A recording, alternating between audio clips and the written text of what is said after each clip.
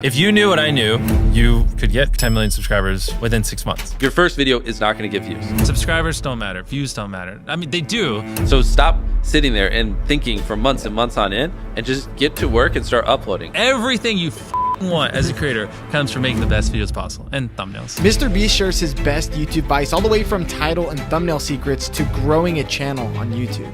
It's much easier to get 5 million views on one video than 50,000 views on 100 videos. He also reveals how he's able to hook in viewers in his videos and what he would do if he started over from scratch. What advice would you give yourself when you were starting out? Your videos suck. You think your videos are good, but they suck.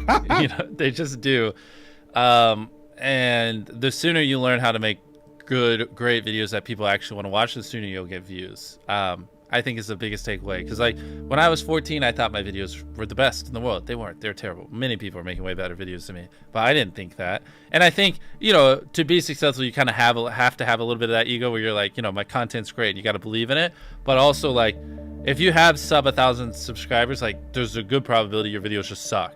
They just do. And you need to make hundreds of videos or 100 videos. I don't know. It depends on the difficulty of your videos. Improve something every time and just like get to the point where they don't. When you make good content, you'll blow up. It's not the algorithm. It's not anything. It's just like me and most people who are in my position, you just make terrible videos. And that's okay, because you got to make a bunch of videos and improve over time to be great. Like you don't just pick up a baseball and become an MLB level athlete within a year. You know, it takes many years, and YouTube's kind of the same way. A lot of people get analysis paralysis and they'll just sit there and they'll plan their first video for 3 months. And yeah, any of you listening, especially if you have 0 videos on your channel, your first video is not going to get views, period. It's not. Your first 10 are not going to get views. I can very confidently say that. So stop sitting there and thinking for months and months on end and just get to work and start uploading. Like all you need to do, this applies to people who have not uploaded videos but have dreams of being a YouTuber, is make 100 videos and improve something every time. Do that.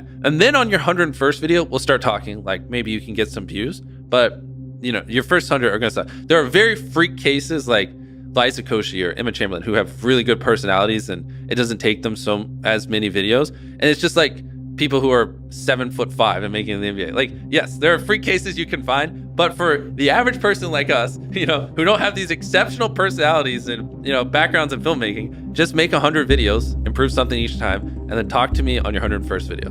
How do you improve something each time? The second one, just, I don't know, put more effort into the script. The third one, try to learn a new editing trick. The fourth one, try to figure out a way that you can have better inflections in your voice. The fifth one, try to, you know, study a new thumbnail tip and implement it. The sixth one, try to figure out a new title. There's infinite ways. That's the beauty of content creation online. There's literally infinite ways, from the coloring to the frame rate to the editing to the filming to the production to the jokes to the pacing to every little thing can be improved, and they can never not be improved. There's literally no such thing as a perfect video. What YouTube wants is they want people to click on a video and they want to watch it. Like at its core, that's what it is. Now you can like draw little lines and go as deep as you want into how to get people to click and how to get people to watch. I mean, essentially by studying the algorithm, you'll learn that you're more studying human psychology, right? What do humans want to watch? Anytime you say the word algorithm, just replace it with audience and it works perfectly. Like the algorithm didn't like that video. No, the audience didn't like that video. Literally, that's it. If people are clicking and watching, then it gets promoted more. And that's literally all the algorithm does, is reflect what the people want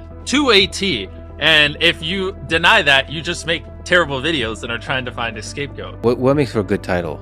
Short? Not just short. It's also, if someone reads it, are they like, do they have to watch it? Is it just so intrinsically interesting that it's just gonna with them if they don't click on it? You know what I mean? Ideally, it's a title also that, you know, because the titles don't live in a vacuum, right? So it has to lead into the content. So ideally the title represents content that you would want to watch for 20 minutes. So if it's a 20-minute video and the title is I stepped on a bug, the click-through rate is going to be much lower than if it was like a 5-second video. Like even nuances of the length of the video based against the title will affect whether people want to click it, because sometimes they just don't add up. I mean, it's that, yes, ideally you want it below 50 characters, because above 50 characters on certain devices, you run the chance of it going ... So like I took a light pole and I saw how many dollar bills I could stack on top, and they would just go ... because it's too long and it can't finish it. And that's the worst thing, because then people don't even know what they're clicking on. And so it's going to do even worse. Short, simple, ideally, and just so freaking interesting they have to click. And it is a good segue into the content, and it represents the length of the content. The more extreme the opinion, typically the higher the click-through rate. If you can like pay it off in the content, then it just supercharges it. So like, Oh, so you have a kind of estimate of the extreme. like this water, right? You're like, Fiji water sucks. Yeah. That would do fine. But if you said Fiji water is the worst water I've ever drank in my life, Yeah. way more extreme opinion would do way better. But you have to deliver. Yeah, but then you have to deliver, because the more extreme you are, the more extreme you have to be in the video. I heard you guys talking about autoplay on YouTube, Yes. and I've never considered it. I've always thought about the thumbnail, but now on YouTube, videos automatically play. Of course. So before you film a video, what is the thumbnail? What is the video? And then what's the first 5 seconds? And then what's the first 30 seconds? You know, by the first 5 seconds is like goes with the thumbnail. Because it's possible that people open YouTube and They don't see it. They don't Especially even see the for thumbnail. us, because like for so many people I've watched hundreds of our videos, when I upload, I am first on your homepage. So like you just literally don't even see the thumbnail because it autoplays so quickly. So like the thumbnail is irrelevant. I have to like visually convince you to click on the video. Wow, that's so interesting. Yeah, that's why we go so hardcore. Dude, that's so crazy. So do you consider also captions in those first 5 seconds? Because Of people course, aren't all watching of it. with Yeah, audio. everything. Everything. Yes, 100%. Wow. So those first 5 seconds, that hook is now even more important than it ever used to be. Oh, 100%. Yeah, before it was important because you had to convince people to watch. Yeah. Now you have to convince people to click and watch at the same time Whoa. with the first 5 So seconds. that's driving CTR now too. Yeah. It is, Interesting. 100%. Wow. I roast a lot of people who like have boring first 5 seconds. It's brutal. Your title and thumbnail set expectations, and at the very beginning of the video, to minimize drop-off, you want to assure them that those expectations are being met. If you click on a video where, of his, where it's like, Tether is a scam, and then at the very beginning, he starts talking about literally anything else, then you are like, oh, this is bull. This isn't what I clicked on. But if at the very start of the video, you go, Tether is a scam, and I'm going to teach you why, then it's like, okay, you match the expectations. So at the very beginning, match the expectations, and then you want to exceed them. So you want to assure people that what they clicked on is what they're getting, and then blow their mind and be like, but you're also getting even more. That's how you lower drop off, which a lot of people, sometimes it takes them like 20 seconds to really meet the expectations. And so you lose, like, that's where you're going to lose everyone. Everyone's videos start like this, and then it levels off. So you want to reduce the amount of people that click off on the audience retention graph. I hope you're popping up graphs while I'm saying this, so it's easier for people to visualize. We really should drill this home because like the number one thing is like retaining as many people as possible at the start. Because like envision a chart where you lose 35% of your viewers in the first 30 seconds, and then envision one where you only lose 20%. That's 15% more people that are watching, throughout the video than not. And it's not like you made the whole video like a bunch better. You just had a more strategic intro that hooked them. I'm struggling to put this into words and like to really impose how important that is, but like that 15% difference in viewership really does make the difference between hypothetically like 2 million views on a video and like 10 in my head. The thing people undervalue the most is literally the first 10 seconds of the video. Like, Yeah. I think I can quote it. I tied up an FBI agent and I have $100,000 in this bag. Here's a knife. Good luck, and I just run away. Like, it gives you everything you need. Yeah. No wasted words, short and concise, and then tension. You basically want to remove every dull moment. You probably want to find the 10 most critical people you know, make them watch the video and just roast it. Certain things like if I just talk to a camera for 10 seconds without a cut, like a lot of people will just like get bored or they'll lose interest. So like having a B cam and a C cam and you can just talk for 10 seconds, but 3 seconds in cutting to a B cam and then a C cam. Like now it's more interesting, even though it's essentially the same thing and not that crazy. But you want to have good pacing. Typically having a payoff at the end keeps them, right? Last sleeve circle wins 10 grand. If there is a low moment halfway through, you're going to watch to the end because you want to see who wins the 10 grand. So having a good payoff at the end. How do you keep viewers watching and, happy with the video? I would say just give them why they clicked, tell them why they should watch, and then just stick on topic. Like that right there isn't even super complex, but that would already put you in the upper echelon of YouTube. It's hard for a lot of people. People, for whatever reason, like they just drag it out. A lot of vlog channels do it. It's like eating $100 ice cream, and they'll be like, I'm gonna eat $100 ice cream. But first, and then it's like earlier in the day, and it's just stuff that has nothing to do with what you clicked on. It's like them birthday shopping for their mom. And it's like, that's not why I came here. Now, if you're looking to grow your YouTube channel, I gotta tell you about this before we get into the rest of MrBeast Genius Advice. And that is that we at Think Media are doing a free YouTube challenge to help you grow your first 1,000 subscribers on YouTube or make your first $1,000 on YouTube. To sign up for free, all you have to do is go to tube1kchallenge.com or check out the link down in our description. During this free challenge, Sean Cannell, the founder of Think Media, is going to be showing you guys how to grow your YouTube channels and make money online with YouTube. So click on the link to sign up today or to check out when our next challenge is going to be. Okay, let's get back into the video. What's interesting is the longer people watch something, the more likely they are to keep watching. So you don't have to try as hard in the hypothetically back half of a video as you do in the front. Like even right now, we're so deep into this where a lot of people listening are probably just going to keep listening relatively close to the end unless we just have a really boring part of this conversation because they're just in it. They're immersed.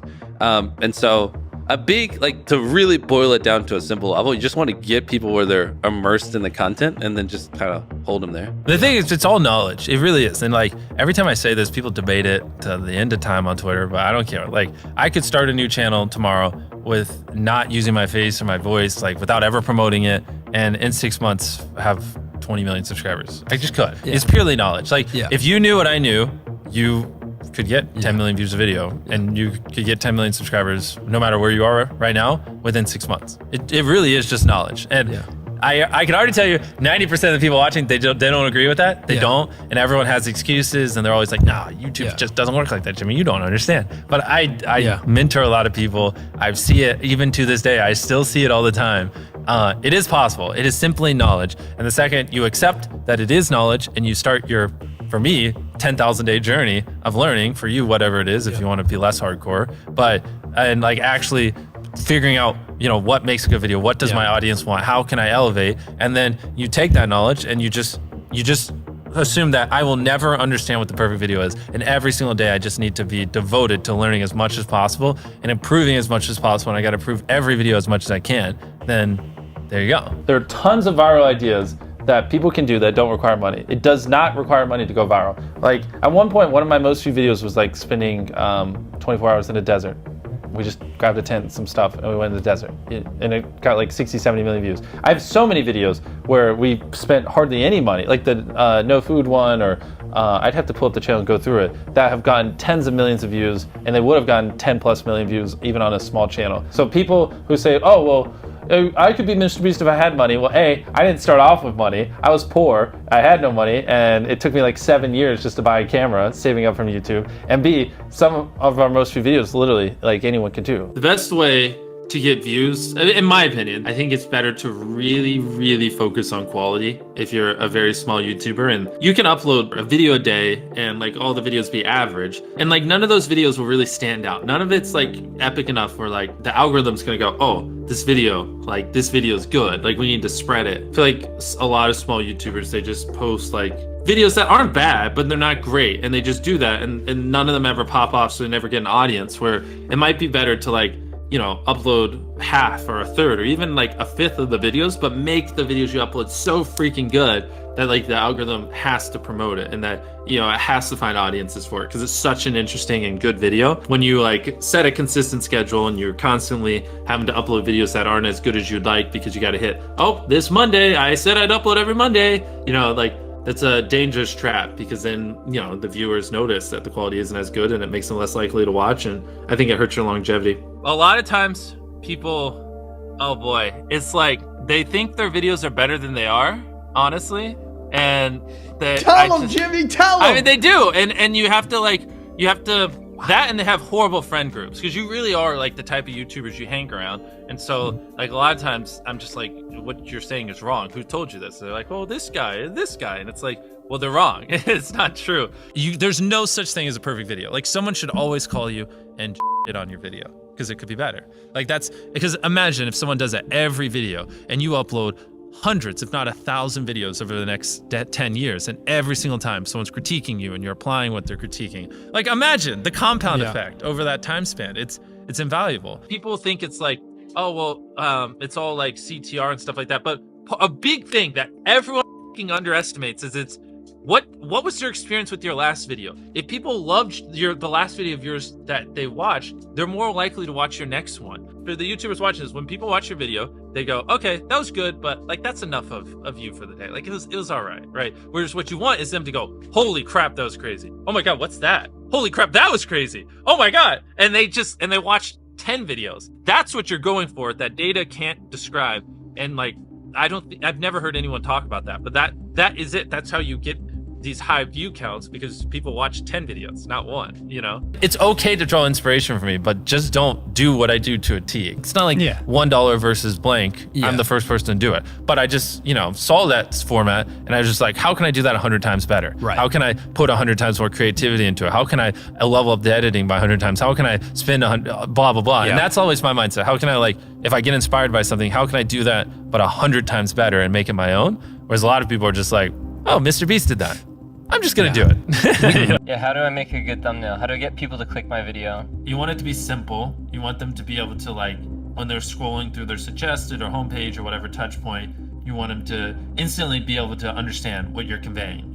And you want them to feel some type of emotion, you know what I mean? The way I like to phrase it is you want to make it so interesting or spike their curiosity or whatever emotion so much that, like, if they don't click it, they'll wonder, you know, when they're before they go to bed, like, what happened? You know what I mean? Like an example would be like, if you uploaded a video, I rode a skateboard with 1,000 other people on it, and like people are falling off the side or whatever. And I'm envisioning like a giant skateboard, people like hanging on the side of it.